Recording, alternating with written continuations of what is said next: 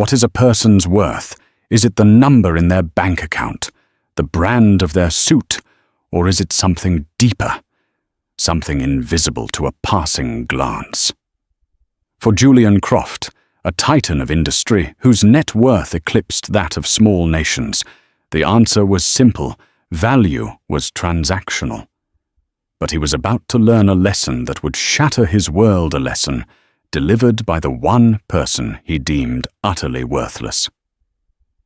This is the story of a single crumpled dollar bill, a waitress who was more than she seemed, and a secret that was hiding in plain sight. It's a story that proves that sometimes the most powerful person in the room is the one you never even bothered to look at. The Gilded Spoon wasn't just a restaurant, it was a testament. Nestled on a corner of downtown Arbor City, it was a warm pocket of defiance against the encroaching steel and glass towers that clawed at the sky. Its brick facade, draped in ivy, was a century old. Inside, the scent of fresh rosemary bread, simmering sauces, and dark roast coffee hung in the air like a permanent, comforting embrace. The lighting was low cast from elegant Art Deco fixtures, and the quiet murmur of conversation was punctuated by the gentle clinking of silverware on porcelain. This was a place of first dates, silver wedding anniversaries, and quiet celebratory business deals. It had a soul, a history, whispered by the polished mahogany bar and the worn, velvet-cushioned booths, and at the heart of this intricate dance was Clara Vance. To the patrons, she was just Ellie the waitress, with the quiet smile and the impossibly sharp memory. She moved through the dining room with an economy of motion that was almost poetic. She knew who needed their water refilled before they did, which regulars preferred their steak medium rare, with an extra side of béarnaise, and how to soothe a fussy child with a quickly procured sugar cookie. Her uniform was simple: a crisp black shirt, black trousers, and a clean white apron. Her light brown hair was pulled back in a neat, practical bun. The only thing that hinted at a story beyond her current station was a tiny silvery scar that cut through her left eyebrow, a faint line you'd only notice if you truly looked. And nobody ever truly looked. She was part of the scenery, a functional component of the well-oiled machine. They saw the apron, the notepad, the coffee pot, but they rarely saw Clara. They didn't see the way she watched everything, her hazel eyes cataloguing the subtle dynamics at each table. They didn't see the way she'd quietly adjust the thermostat when a draft crept in from the front door, or how she'd signal to the kitchen to start firing a main course the moment a diner placed their appetizer fork down. She wasn't just serving, she was conducting. Her only confidant within these walls was Marcus Thorne, the restaurant's manager. A man in his late 50s with kind eyes and a salt and pepper beard, Marcus had been with the Gilded Spoon since it was a struggling diner called the Silver Fork, owned by Ilara's parents. He had watched her grow up, seen her scrub floors and bus tables as a teenager. He was the only one who knew the truth. "He's here." Marcus murmured his voice, a low rumble, as he polished a wine glass behind the bar. He didn't need to say the name. A subtle shift had occurred in the restaurant's atmosphere, a drop in pressure, as if a storm front was moving in. Clara glanced towards the entrance. Julian Croft had arrived. He wasn't a man who walked into a room. He was one who conquered it. Tall, with perfectly tailored clothing that probably cost more than Ilara's monthly rent, he exuded an aura of frictionless power. His hair was dark and impeccably styled, his jaw sharp, his eyes a cold, calculating blue. He wasn't handsome in a warm way. He was striking like a marble statue, impressive to look at, but you wouldn't want to embrace it. Trailing him like a nervous shadow was his junior executive, a young man named Ben Carter, who clutched a leather portfolio as if it were a life raft. "Reservation for Croft," Julian announced to the hostess, not breaking stride, his gaze already sweeping the room, assessing it not for its charm, but for its square footage, its sight lines, its potential. He wasn't seeing a restaurant, he was seeing an asset. "Of course, Mr. Croft. Your usual table is ready," the hostess, a young college student named Chloe, said with a practiced, bright smile. As they were led to the best table in the house, a secluded corner booth with a panoramic view of the dining floor, Elara caught Marcus's eye. He gave a slight, almost imperceptible shake of his head. "Be careful." Elara grabbed 2 menus and a bottle of chilled water. It was her section. "Good evening, gentlemen," she said, her voice calm and even. "Welcome to the Gilded Spoon. Can I start you with some water?" Julian Croft didn't even look up from his phone, where he was scrolling through stock tickers. "Sparkling, Italian, and bring the wine list." His tone was clipped dismissive. Ben, however, flashed a nervous smile. "Just still water for me, please." "Thank you." Elara poured Ben's water and placed the wine list on the table. She waited. Julian continued to swipe and tap at his screen, his thumb moving with ruthless efficiency. After a full 30 seconds of silence, Ben cleared his throat. "So the wine list." Julian waved a hand without looking up. "You handle it. Get a Bordeaux. Something robust. 2015 or older. Don't spend more than 500. He said it all as one long, monotonous instruction, as if ordering a drone to complete a task. Elara maintained her professional poise, but inside she was taking notes. He delegates without guidance, but with strict financial limits.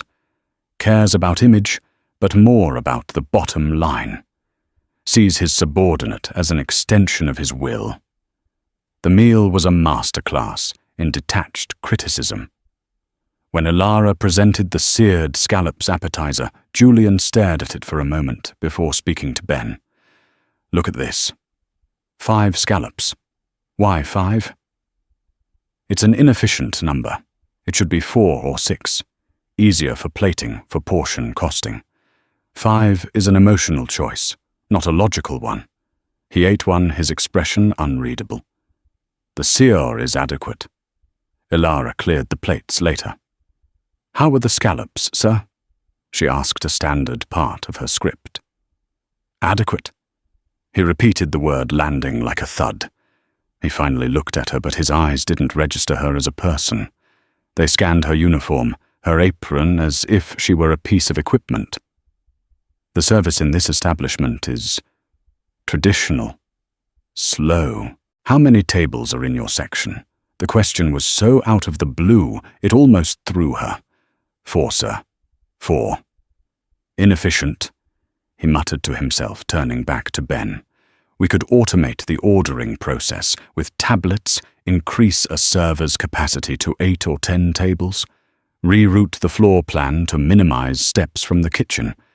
We could cut the waitstaff by 40%. Maybe 50.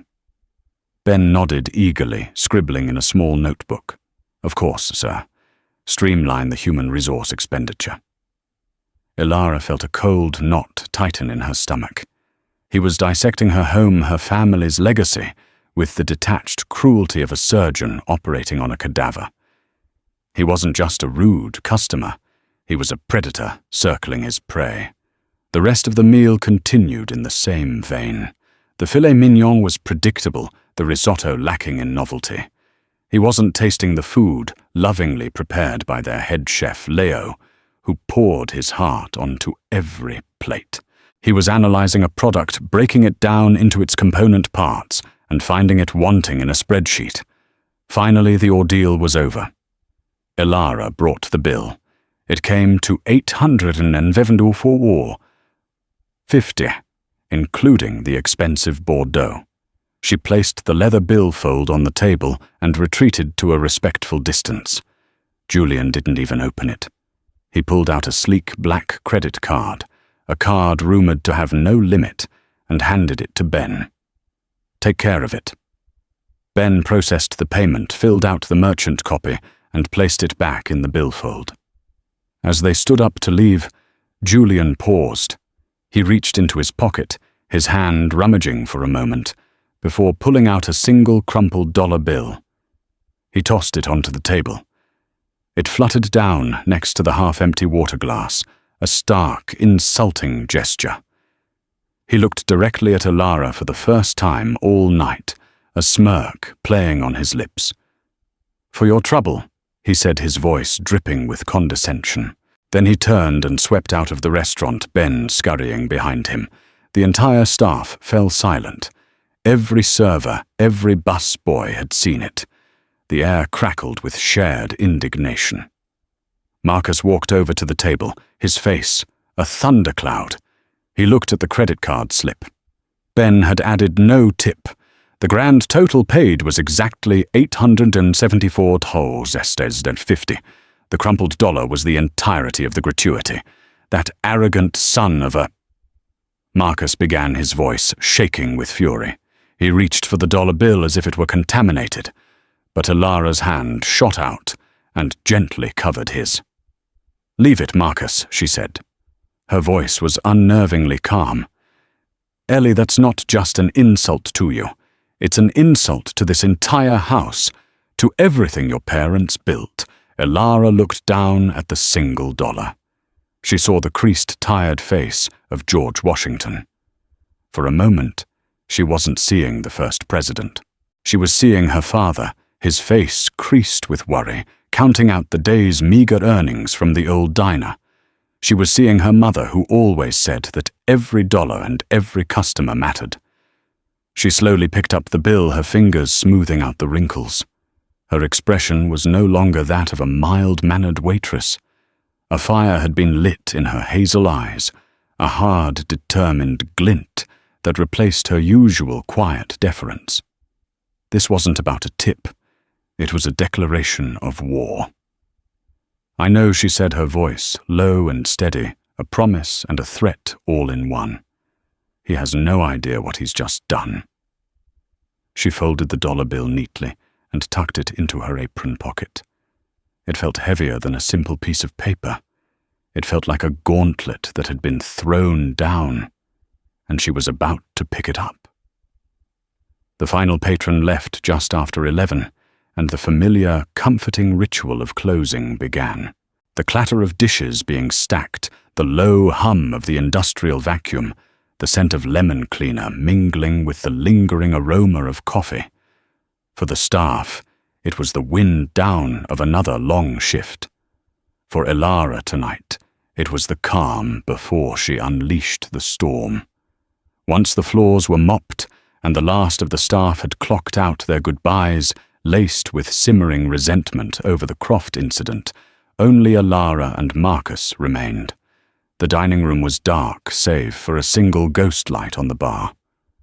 Marcus poured 2 small glasses of amber liquid, a 20-year-old Scotch he reserved for special occasions, or in this case, for fortifying the soul.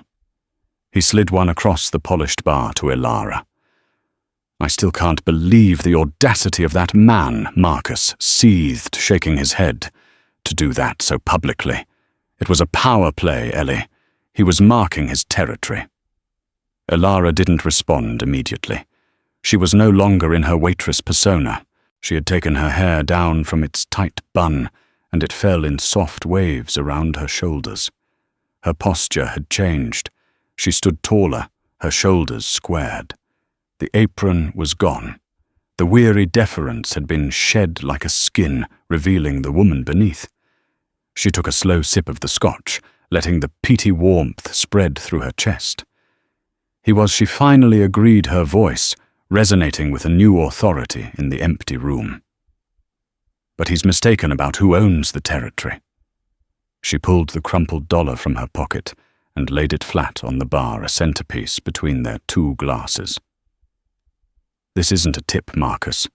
It's an invoice for the education I'm about to give him." Marcus looked at her, a glimmer of pride in his eyes. He had known this Alara was always there, lurking just beneath the surface. "What's the plan, boss?"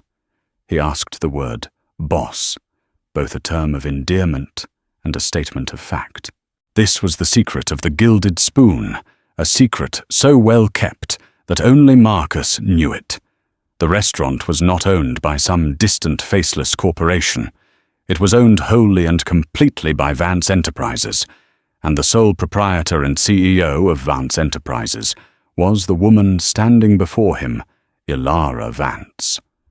Her story was Arbor City's hidden epic. Her parents, David and Maria Vance, had poured their life savings into buying the silver fork, a greasy spoon on a then-neglected corner of the city. They worked 18-hour days, their hands raw, their dreams humble.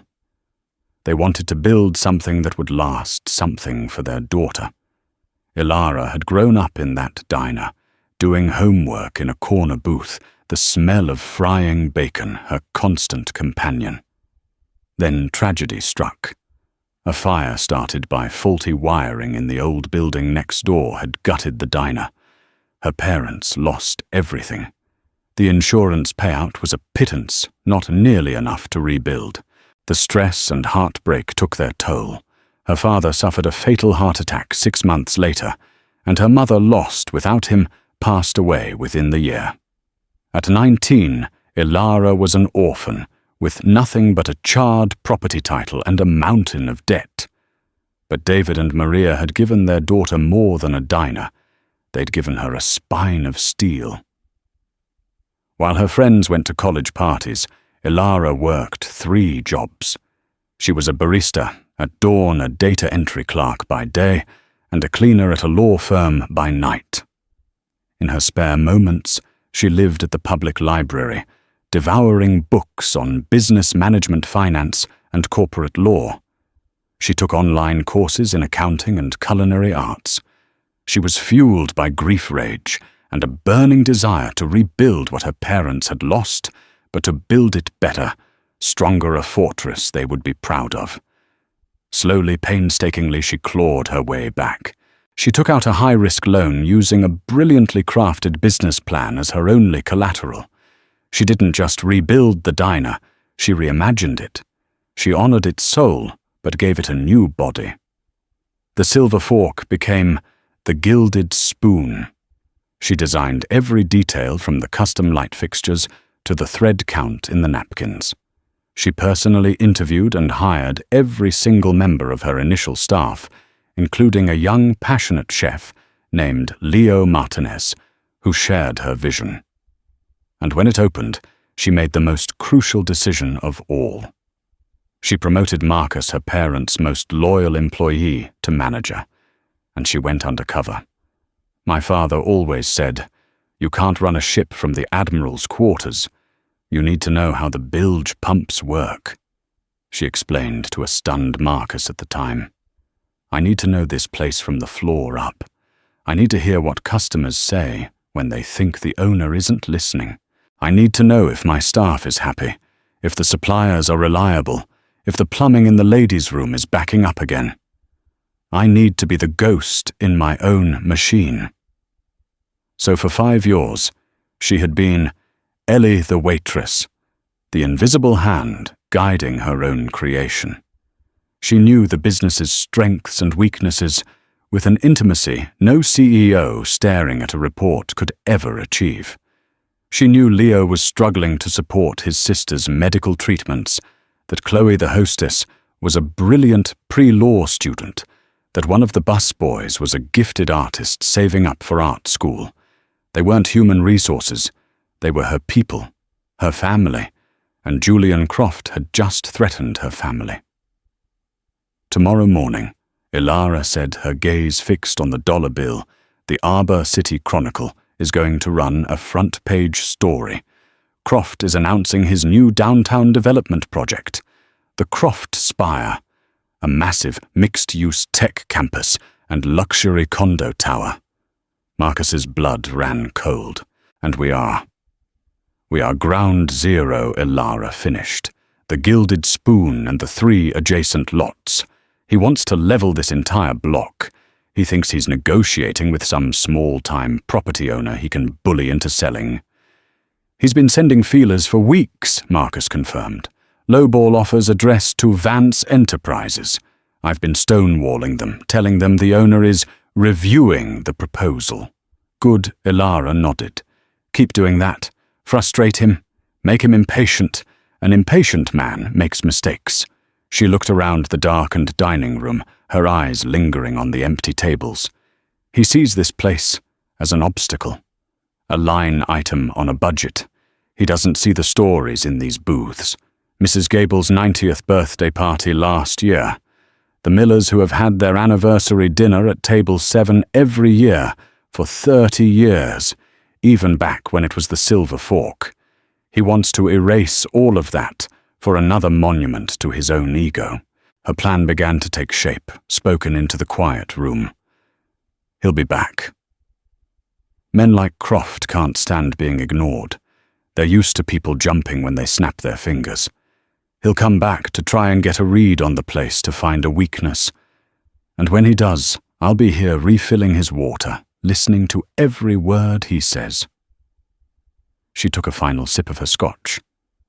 "He thinks he's the predator, Marcus. He thinks I'm the prey.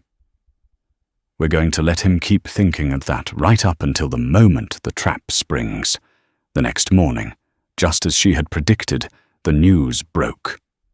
The front page of the city's biggest paper featured a picture of a beaming Julian Croft standing in front of an architectural rendering of a sleek, soulless skyscraper. The headline read, "Croft to reshape downtown with bold new spire project." The article was filled with corporate jargon about urban revitalization, job creation, and forward-thinking design. It mentioned that Croft's company, Croft Holdings, was in the final stages of acquiring the underutilized properties on the target block. Panic rippled through the staff at the Gilded Spoon. Leo Martinez, the fiery head chef, stormed into Marcus's office before the lunch rush a newspaper clutched in his hand. "Marcus, what is this underutilized? I pour my soul into the food here. Are we being sold? Will we have jobs?" Leo's dark eyes were wide with a mix of anger and fear. His sister's medical bills were a constant heavy weight on his shoulders. This job, this kitchen, was his lifeline. Marcus, coached by Elara, played his part perfectly. He feigned concern and uncertainty. "I'm trying to get answers from the ownership, Leo. They're being very tight-lipped. For now we operate as usual. We maintain our standards." Elara, stacking clean plates nearby, listened to the exchange. She saw the genuine fear in Leo's face, and it hardened her resolve. This wasn't a game of corporate chess anymore. It was about protecting the lives and livelihoods of the people who had placed their trust in her, whether they knew it or not. Later that day, an email arrived from Croft Holdings addressed to Marcus. The offer for the property had doubled, but it came with a new aggressive timeline. They expected a response within 48 hours. Marcus forwarded it to Elara's private email. Her response was a single word: decline. She knew what would happen next. Croft wouldn't take no for an answer. He'd come in person. He'd want to intimidate to posture. He'd sit in her section completely oblivious, and she would be there, notepad in hand, ready to listen to him reveal all his secrets. The board was set. The pieces were in motion, and the waitress held the king in checkmate before the game had even truly begun. 2 days later, just as Elara had predicted, Julian Croft returned. This time he came alone. He arrived during the late afternoon lull, that quiet period between the lunch rush and the dinner service prep. The restaurant was sparsely populated with only a few tables occupied by tourists nursing coffees or business people having hushed late meetings. He chose the same booth.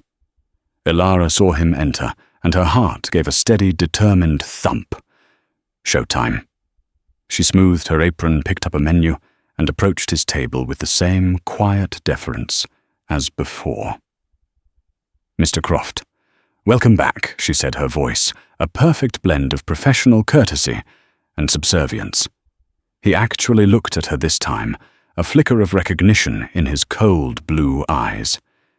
He remembered her as the recipient of his $1 insult. A faint, cruel smile touched his lips. "You're still here," he stated, as if surprised she hadn't evaporated from the sheer force of his contempt. "Yes, sir. It's my job." She placed the menu on the table. "Can I get you something to drink? Coffee, perhaps. Just water." "And tell your manager I'd like a word with him," he commanded, already dismissing her and pulling out his phone. "Of course, sir." Ilara relayed the message to Marcus, who steeled himself and walked out to the dining room. From her station polishing silverware with methodical slowness, Ilara watched the exchange. Mr. Croft Marcus said, his tone professionally neutral. "How can I help you?" "You can help me by getting me in touch with whoever owns this place," Croft said bluntly. "I've had my people sending offers. They're being ignored or rejected without a counter. I don't like being ignored. Our ownership is a private enterprise." Sir Marcus replied smoothly, using the script Ilara had prepared for him. "They are very deliberate in their business dealings. I'm sure they are giving your offer all the consideration it deserves." "Consideration?" Croft scoffed. "I'm offering twice the market value for a dusty old diner on a block that's about to become the most valuable real estate in this city. This isn't consideration, it's stupidity. Who am I dealing with?" "Some old man who's sentimental about his father's eatery." Ilara had to suppress a smile. "Closer than you think. I'm not at liberty to discuss the ownership's profile," Marcus said, his face a mask of managerial propriety. "Is there anything else I can help you with?" Croft stared at him, his jaw tight with frustration. He was a man accustomed to bulldozing obstacles, and Marcus's calm, polite stonewalling was like hitting a brick wall. "Fine," he snapped. "Give your owner a message. The offer on the table is my last. It expires in 1 week. After that, I'll start acquiring the adjacent properties and make it very public that this one restaurant is holding up progress and killing jobs for the entire city. We'll see how your owner likes that kind of press." It was a direct threat, a public shaming campaign. Ilara's hand paused for a fraction of a second on the fork she was polishing. "He's revealing his playbook," Marcus nodded. "I will pass along your message." He turned and walked away, leaving Croft to stew in his own arrogance. This became the new pattern. Over the next week, Croft or his associate Ben Carter used the Gilded Spoon as a de facto office. They felt secure there. Why wouldn't they? To them it was just a quiet restaurant, staffed by faceless, low-wage workers. They spoke freely, convinced the waitress refilling their drinks was just part of the furniture incapable of understanding the complex world of mergers and acquisitions they inhabited. They had no idea that the waitress had an MBA, that she understood terms like leveraged buyout and hostile takeover better than they did. Ilara became a ghost, silently absorbing every piece of information. During one meeting, she overheard Ben Carter speaking anxiously to Croft. "So the investors from the Singapore fund are getting nervous. They're concerned about the extended timeline on the land acquisition. Our debt service on the bridge loan is substantial. We need to break ground by Q4, or the penalty clauses kick in. Leverage point number 1, Ilara thought as she refilled their water glasses. He's over-leveraged. This project isn't a vanity project.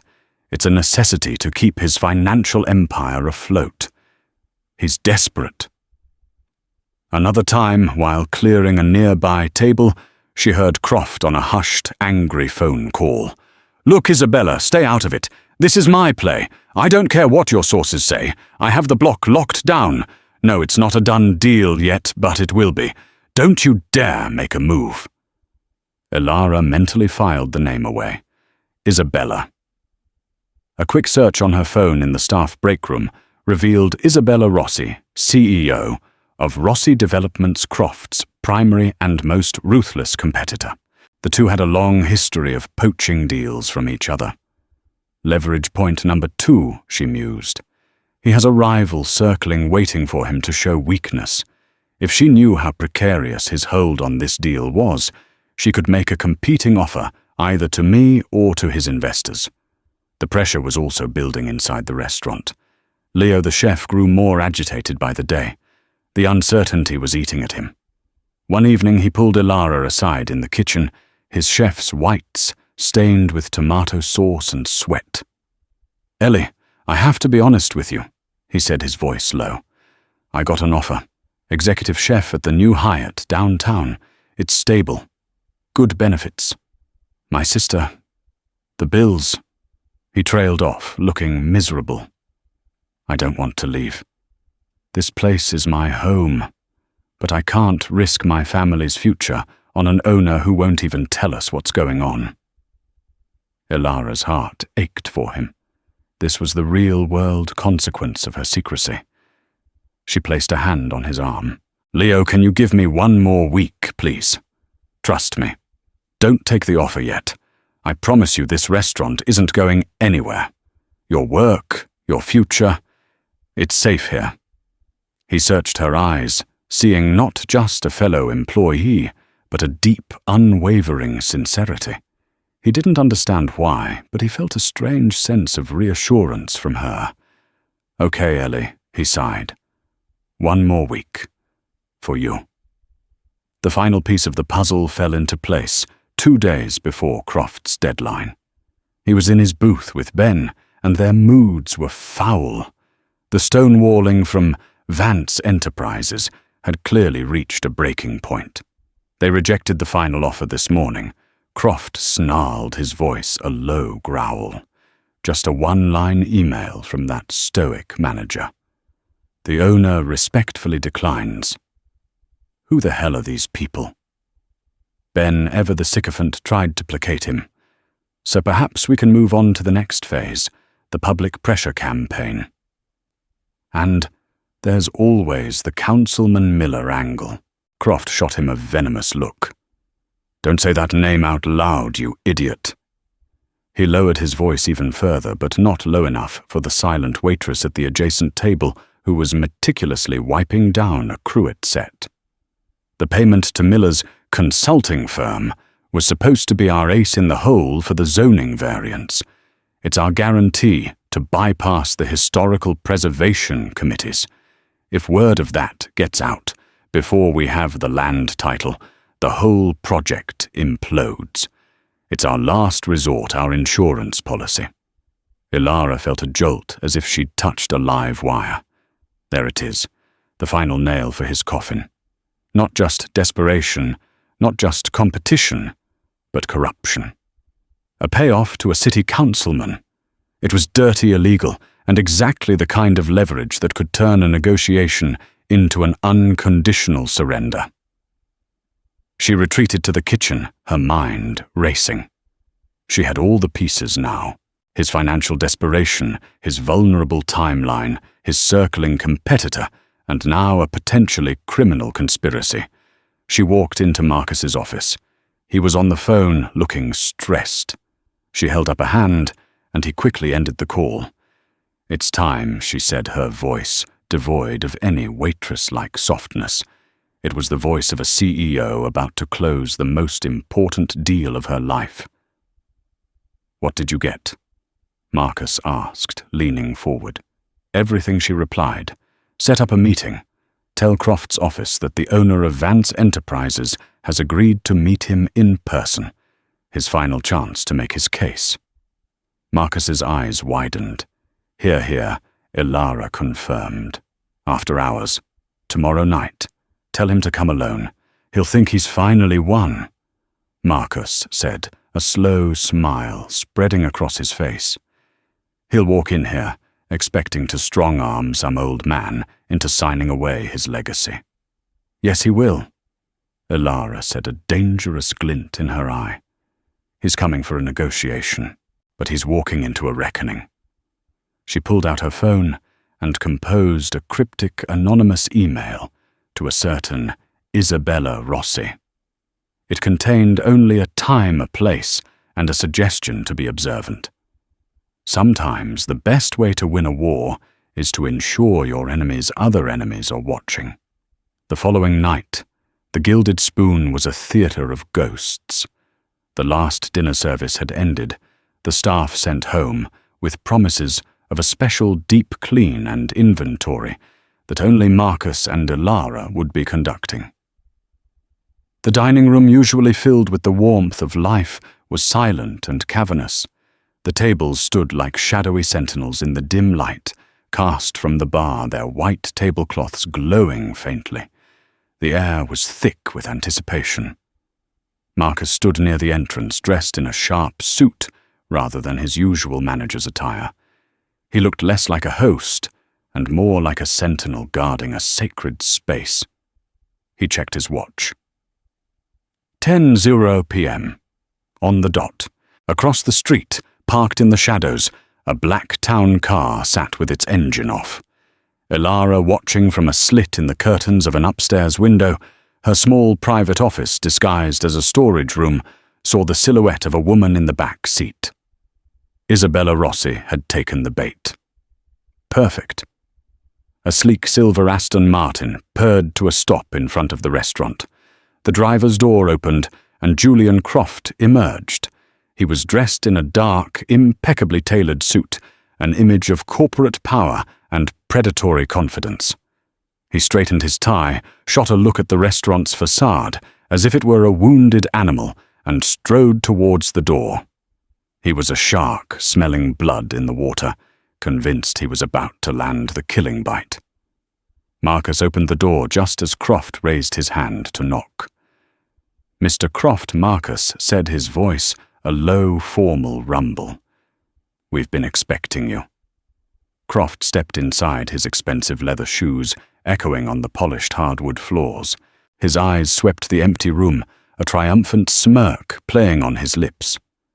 "So the hermit finally decides to crawl out from under his rock," he said, his voice dripping with condescension. "I have to say, your owner's sense of drama is almost as outdated as his business model." "Where is he? The owner will be with you shortly," Marcus replied, his face unreadable. "Please have a seat." He gestured not to a regular table, but to a single armchair that had been placed in the center of the room. A small table next to it held a glass and a bottle of water. It looked less like a meeting and more like an interrogation. Croft's smirk faltered for a second, a flicker of annoyance crossing his features. He was used to commanding the space, to sitting at the head of a boardroom table. This setup put him on the spot, isolated.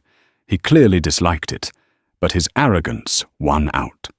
He shrugged, walked over to the chair and sat down, crossing his legs with an air of forced nonchalance. "Let's get this over with," he said, tapping his fingers impatiently on the arm of the chair. "I have places to be. He has 5 minutes to accept my final offer before I walk." Marcus simply nodded and retreated to the shadows of the bar, leaving Croft alone in the spotlight. The silence stretched thick and heavy. The only sound was the hum of the wine coolers and the impatient tapping of Croft's fingers. 1 minute passed, then 2. Croft was beginning to look genuinely irritated. He was a man whose time was measured in thousands of dollars per minute, and he was being made to wait. It was a deliberate, calculated insult, and it was working. "Is this a joke?" he called out into the darkness. "If Mr. Vance thinks these childish power games are going to get him a better deal, he's more senile than I thought." From the back of the restaurant, a sound finally broke the silence. It wasn't the heavy tread of an old man. It was the crisp, sharp click of heels on stone. The sound was steady, confident, and rhythmic. It grew closer and closer. Croft turned his head towards the sound, his expression a mixture of impatience and curiosity. He expected to see a lawyer, perhaps, or a younger heir. A figure emerged from the hallway that led to the kitchens and back offices. It was a woman. She was tall, poised, and radiated an aura of command that silenced the room. She was wearing a perfectly tailored dark grey pantsuit that spoke of understated elegance and immense power. Her light brown hair, which Croft had only ever seen in a tight, practical bun, was down styled in sleek, professional waves that framed a face that was both familiar and shockingly different. The meek, subservient gaze of the waitress was gone, replaced by a direct, analytical stare that was as sharp and cold as his own. The tiny scar on her eyebrow, barely visible, before now seemed like a mark of distinction, a sign of battles won. It was Clara Vance. Julian Croft stared, his mind struggling to process the image. He blinked a brief, involuntary flicker of utter confusion. His brain cross-referenced the face with his memory, and the system crashed. The waitress, the quiet, invisible girl who brought him water and cleared his plates. The girl he had insulted with $1. His jaw went slack. The arrogant smirk vanished, replaced by a mask of pure, unadulterated disbelief. "You," he whispered the word, barely audible in the silent room. Clara didn't answer immediately. She continued her unhurried walk until she stood directly in front of him, looking down at him in his chair. She let the silence hang for another few seconds, enjoying the sight of his carefully constructed world beginning to crumble. "There is no Mr. Vance," she said finally, her voice clear, steady and amplified by the room's acoustics. It was not the soft, polite voice of Ellie the waitress. It was the firm, resonant voice of a CEO. "My father is dead. He died because of the stress of losing the diner that once stood on this spot. My name is Clara Vance. I am the owner of this restaurant, the founder and sole proprietor of Vance Enterprises, and the person whose time you have been wasting for the past month." Croft's face went through a rapid series of emotions: confusion, denial, embarrassment, and finally a surge of indignant anger. He shot to his feet, trying to reclaim his physical dominance in the space. "This is absurd." He spat his voice, regaining its harsh edge. "Some kind of trick. You're a waitress?" "I am Clara," agreed, calmly, not taking a single step back. "I'm also a businesswoman. I find the best way to understand my business is from the ground up. I was serving you water when you called my establishment a dusty old diner. I was clearing your appetizer when you called my plating inefficient. I was standing right here in this room when you decided that my work, my life, the legacy my parents died for, was worth exactly $1. She reached into the pocket of her suit jacket and pulled out the crumpled dollar bill he had tossed on her table. She held it up between her thumb and forefinger. "You see, Mr. Croft, you thought you were evaluating a restaurant. But what you were really doing was evaluating a person. You were assessing my worth, and you failed the test spectacularly. You looked right at the owner of the property you so desperately need, and you saw nothing of value. That is your weakness. You don't see people. You see obstacles and assets, and it's about to cost you everything." Croft stared at the dollar bill, then back at her face. The full weight of his colossal blunder was starting to crash down on him. The weeks of frustration, the ignored calls, the polite but impenetrable wall he'd run up against it, had all been orchestrated by the woman he had treated like dirt.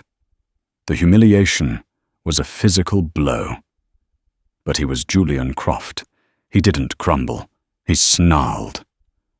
"So this has all been about a hurt ego over a bad tip," he sneered, trying to regain control.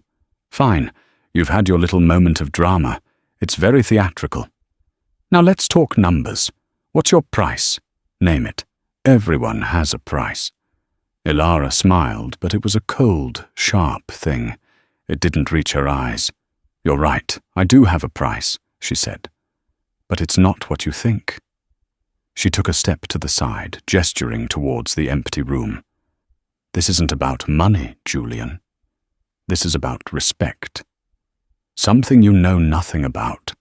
You came in here threatening my people, my home. You plotted to tear it down to build another glass box for your ego. You threatened a public smear campaign. You even have a dirty little deal with Councilman Miller to smooth over any zoning problems. At the mention of the councilman's name, every ounce of colour drained from Croft's face. His bravado evaporated, replaced by a raw, primal fear. He opened his mouth, but no words came out. "How?" he finally managed to stammer. "You talk too loud when you think no one of importance is listening," Ilara said simply. "You told me everything I needed to know. You're over-leveraged on this project. Your Singaporean investors are getting cold feet. You absolutely have to break ground by the end of the year. And your biggest competitor, Isabella Rossi."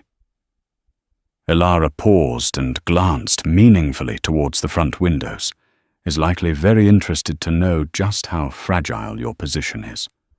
Croft's eyes followed her glance and widened in horror. He couldn't see the car, but the implication was clear. He was trapped, completely and utterly outmaneuvered. "You're bluffing," he whispered, but there was no conviction in his voice. "Am I?" Ilara's voice dropped, becoming deadly serious. "Let's be clear. You are not buying my restaurant. You will not be leveling this block. The deal you came here to make is dead. However, since I am a businesswoman and not just a vengeful waitress, I am prepared to offer you a new deal. My deal. On my terms." She let that hang in the air, the power in the room having shifted so completely it was almost a physical force. The predator was now the prey caught in a trap he had been too arrogant to see. The stage was set, the audience was waiting, and Ilara Vance was about to deliver her masterstroke. The silence in the Gilded Spoon was absolute. Julian Croft, a man who commanded boardrooms and moved markets with a single phone call, stood utterly exposed in the center of the room. The carefully constructed facade of invincibility had been stripped away, layer by layer, by the woman he had dismissed as insignificant. He was a king, suddenly and shockingly in check. "Your deal." He finally choked out the words, tasting like ash in his mouth. "My deal," Ilara affirmed, her voice resonating with cold, hard clarity. "You see, I've reviewed your plans for the Croft Spire. It's an ambitious design. Tall. Very tall. It requires a significant amount of air space to achieve its full ego-stroking height." She began to walk slowly around him, her movements measured and deliberate like a predator circling its cornered quarry. "I won't sell you my land," she stated. "The Gilded Spoon is not for sale. Not now, not ever. This building, this ground is sacred. It is my family's legacy and the future of my staff. You will not touch it." She stopped directly in front of him again. "However, I am willing to sell you the air. The space above my restaurant. I will sell you the air rights up to 200 feet, enough for you to build your precious tower around and over my establishment. The Gilded Spoon will remain untouched as the foundation of your new monument. A permanent living reminder, nestled at the very heart of your empire, of the importance of what and who you overlook." Croft stared at her, his mind reeling. It was an audacious, almost poetic proposal.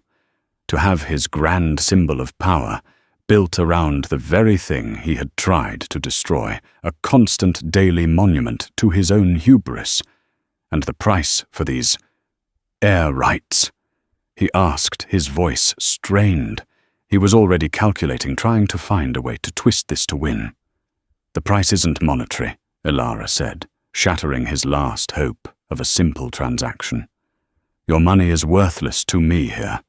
You will pay your debt in a different currency. You will pay it in actions." She held up a finger. "Term 1.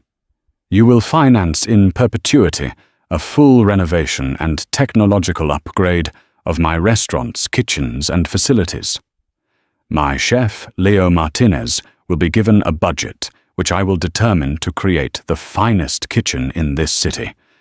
You will also establish a trust fund that guarantees the salaries and full medical benefits for every single one of my 34 employees for the next 20 years. Their futures will be secure thanks to you. She held up a second finger. Term 2. You threatened to destroy jobs to build your tower. Instead, you will create them. You will fund the establishment of the Vance Culinary Institute, a non-profit vocational school that I will run. It will be located in the commercial space of your new tower, rent-free for a term of no less than 99 years. It will provide fully funded culinary training and job placement services for underprivileged youth in Arbor City. You will give opportunities to the kinds of kids I used to be, the ones with nothing but grit and a dream. Croft's face was pale. This was not a negotiation. It was a list of demands, each one a perfectly crafted punishment that forced him to build instead of destroy, to give instead of take. "This is insane," he muttered. "The board would never—" "Your board will do what you tell them to do."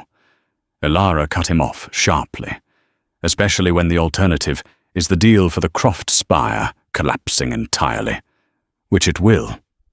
Because if you refuse my terms, I will hold a press conference tomorrow morning. I will detail your predatory tactics and your dismissive attitude.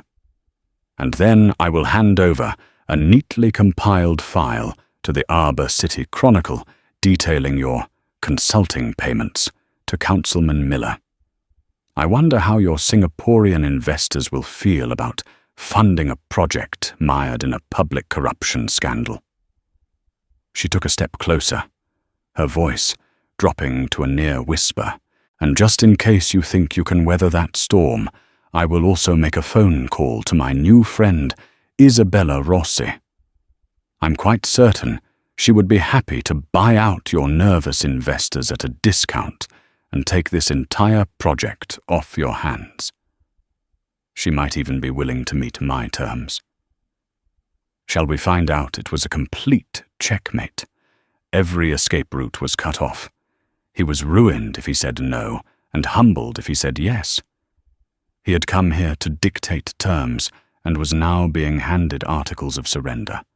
He looked at her, at this impossible woman who had been hiding in plain sight. He saw the intelligence in her eyes, the iron in her spine. He had built an empire by identifying value and weakness. In this room with this woman, he had made the single greatest miscalculation of his life. He had mistaken a queen for a pawn. He slowly, stiffly nodded his head.